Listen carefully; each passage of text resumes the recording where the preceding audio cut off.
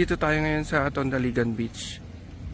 So ito yung may mga ilan na liligo. Ayan. So ayan, may mga mga magkakaibigan, maliligo na sila. So dito naman po yung mga cottages na pinaparenta nila. Ayan, so ganito yung itsura niya pag ganitong oras, 8 o'clock in the morning. May mga nagpapaaraw, mga family, itong mag-asawa na to nandyan. Tapos may nakita ako senior citizen, naglalakad-lakad, papaaraw yan, naliligo din sila. So tara, may interviewin tayo si Ate Monique regarding dito sa parenta nila sa Hello Ate Monique, hello Ate Dayan. Ate Monique, ikwento nyo magkano po yung parenta dito pag 500 itong nasa likod maghapon. Yung sa harapan ito magkano po? 1.5. Okay. Tapos ilan po yung kakasya dito sa 20 kayo, 10. Oh, okay. Madamihan ito mas malaki. Tapos pag mag-overnight magkano po yung nila? Pag dito sa Plus 1,000. Tapos pwede silang magdala ng electric pan. 10. Pwede. Saan sila pwede maglagay ng 10? Dito sa harap. Dito na sa harapan. Yung Ito. dito. Space na to. Tapos doon sa harap, pwede rin. Tapos pag gusto nilang magluto, meron din po bang Pwede rin. maihawan? May additional po ba yun? Wala na. Wala na. Papahiram na yun. Oh, okay. Basta magdala na yun. Ano po yung magandang araw na pupunta dito sa area? Dapat umaga. Umaga. Okay. Mga anong oras Kasi po para yun? ma-enjoy ninyo. Alas 6, ganun, 5. Para ma-enjoy nyo. Kasi Hindi gaanong mainit. Hindi maalon. maalon. Hindi mainit. Oh, okay. Tapos kung gusto nyo sa hotel naman, May hotel. Magkano naman po yun sa mga hotel? 1,800. 1,800. Good for ilang pong tao yung Kung 1.8? yung family, mahal. Mahal. Kasi Okay. family kasi yun. Mga magkano naman po yung 2 bed family? yun, 2 bed. Opo, 2 beds.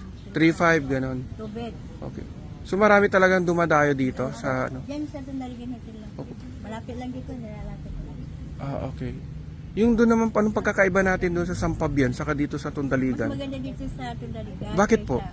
Doon sa Sampabian, hindi masyadong, yung maganda yung cottage nila, mainit. Ay, ganun po ba yun? Pangit. Open, wala siyang ganito. Pero mas kilala po ang Sampabian kaysa Tondaligan. Bakit po kaya? Sa Sampabian nga na, wala taga doon at tumadayo pa sila na. Mga taga Sampabian nagmadayo din dito. Opo. Pero mas marami yatang tao doon kaysa dito. Pero kasi, ang cottage nila, hindi ganito kaganda. So ito maganda itong dito. Kasig-kasig lang na gano'n, tapos Okay. kinampilan na gano'n lang. Upuan mo lang ganito sa tala.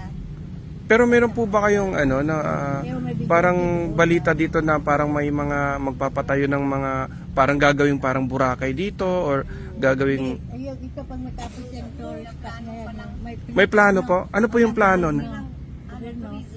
Tourism dito? Dito. Anong tourism po? Anong gagawin sa tourism So, na pag matapos yung market to, dito ang tourist spot. magiging tourism na daw ito. dito sa area na to? Ito, Anong in-expect ko natin na parang pag tourism, yung mga may papatayong parang magiging Boracay? Private? private siguro. Parang La Union, gano'n, or Parang hospital, gano'n. okay. Ganun sa San Juan siguro. Sige po.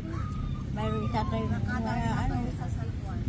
Okay. may mga resort din dito na may swimming pool. Okay, meron din. Mas maganda sa dagat. Oo nga naman.